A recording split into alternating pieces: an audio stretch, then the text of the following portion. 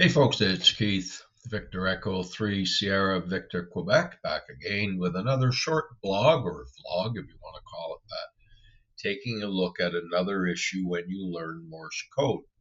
And this is one that I was thinking about the other day, and I often say in class or on videos that if there's a wrong way to learn Morse code, I've probably done it. So all of this applies, especially this one, applies very much to myself. And I know looking at some of my students, and yes, full disclosure, I do teach beginner level for Long Island CW Club or LICW. Certainly applies to some of them, and it applies to some of them who move on and go up into the higher stages. I teach BC1, so BC2, and so on.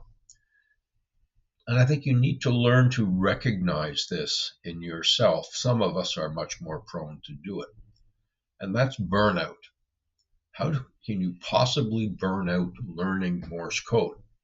I have no idea if that's a legitimate term for it, but it certainly fits, and certainly fits when you look at how people define burnout in industry and so on. So burnout, officially, if you want one definition, is a mental and or physical exhaustion.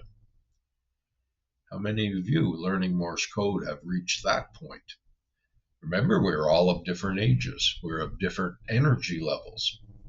We learn at different speeds, compared to other people. And in some cases, one method might work better for us than another.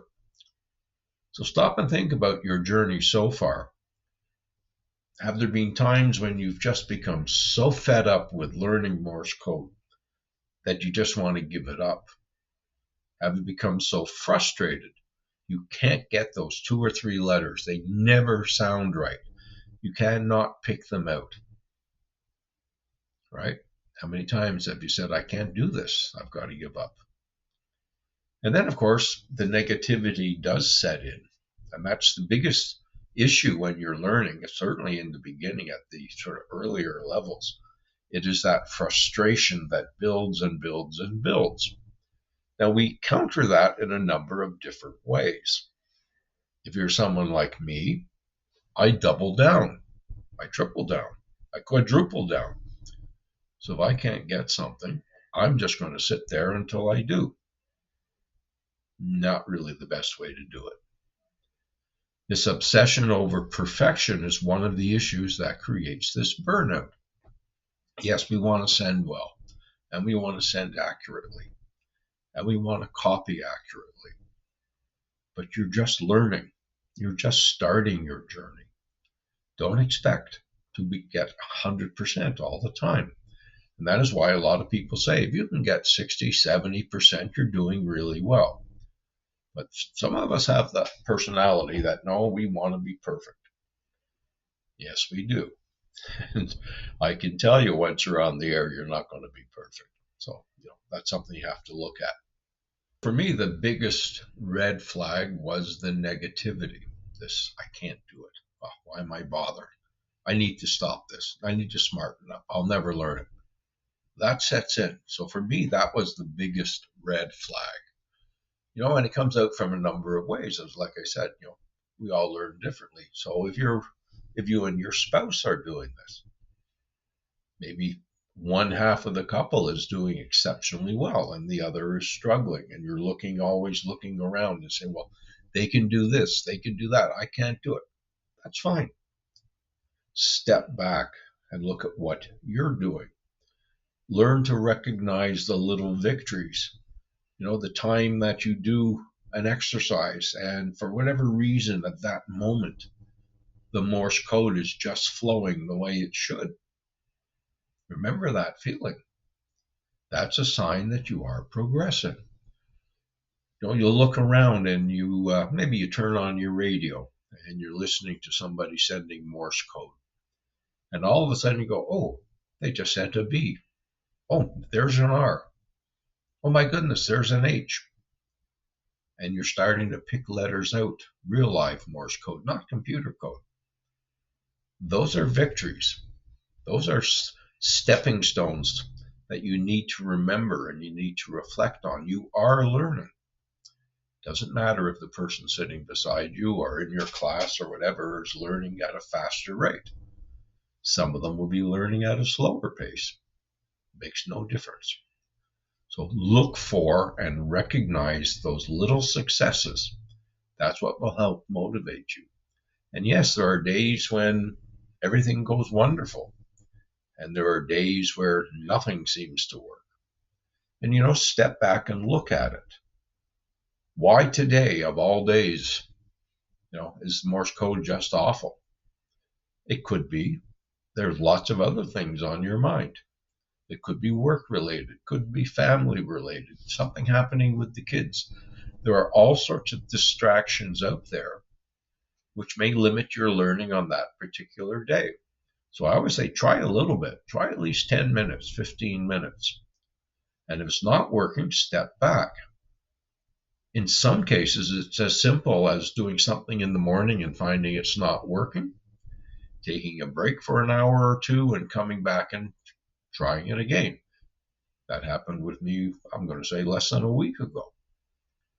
Trying some exercises, some ICR, and boy, for 15, 20 minutes, it was wonderful. And then it was like a wall came down and nothing was working. So I was getting frustrated, recognized it for that, stepped back and said, okay, turn the computer off. Came back about an hour, hour and a half later, I said to myself, I'm just going to do 15 minutes. And it was like night and day. The code was just flowing. So recognize that on occasion, you need to just step back for a little bit. Now, stepping back does not mean taking 2, 3, 4 days off. It doesn't mean that.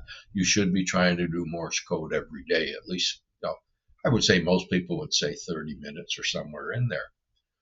Learn to break your studying up. In other words, if you're going to do 30 minutes today, do it as 10, 10, and 10, 15, 15. Break it up so you're not just sitting there, your brain being stressed whilst you try and do 30 minutes, or some of us, like me, 45, an hour, hour and a half. That's not the way to do it. Take your time. Morse code is supposed to be fun. This is not a business. You're not trying to survive. It's not wartime where you need it. This is a hobby. This is supposed to be fun. So try that. Try dividing your day up. And like I said, recognize there are going to be days when you just have to say, I got to stop now and come back a little bit later, because that will happen to you. And again, don't do those long study periods, because I'm one of those. Oh, let's sit down and do some Morse code today. So you sit there, half an hour, an hour and a half. I've even done 2 hours. In the end, though, you're getting frustrated. So recognize when to, put your pen down, move your key, turn off your computer. These are things that you can do. And again, if you're having issues, talk to someone. Talk to someone who knows Morse code and say, well, listen, this isn't going right. See what they say. Talk, if you're taking a class somewhere. Email your instructor. Say, I'm having problems with this, this, and this. What do you think I should do? So there's lots of ways to address this, what I call burnout. Because the number one thing is you want to succeed. You want to be successful.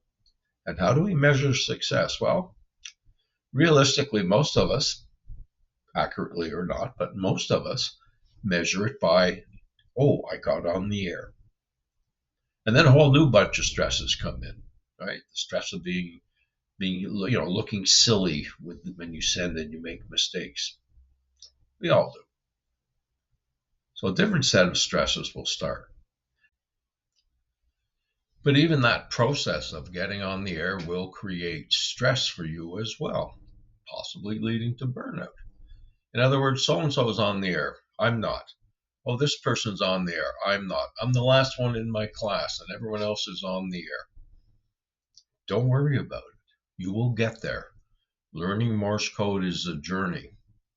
If it was so easy, everybody out there would be doing it. So you've got a task ahead of you. You can do it. It might just take you a little bit longer than someone else, but you can definitely do it. And the goal, the prize, if you want, is worth it.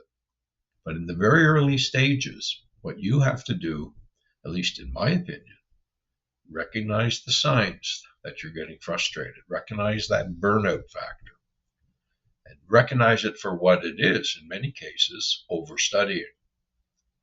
And maybe you're just sitting there thinking that it should be a piece of cake and it's not, because learning Morse code is like learning a language. You have to do it. You have to practice. You have to do it. It takes effort. It takes concentration. But in the end, the reward is worth it. So recognize when you're overstudying. Recognize when you're obsessing about perfection. And recognize your successes. When those letters that you were having so much trouble with suddenly come so easily right now, when you recognize letters on the air. Enjoy it. Enjoy the journey. It's Keith, Victor Echo 3, Sierra Victor, Quebec, also known as the Shaky Key. If you like this video, please like down below, comment, share, and so on. 73. Have a great day.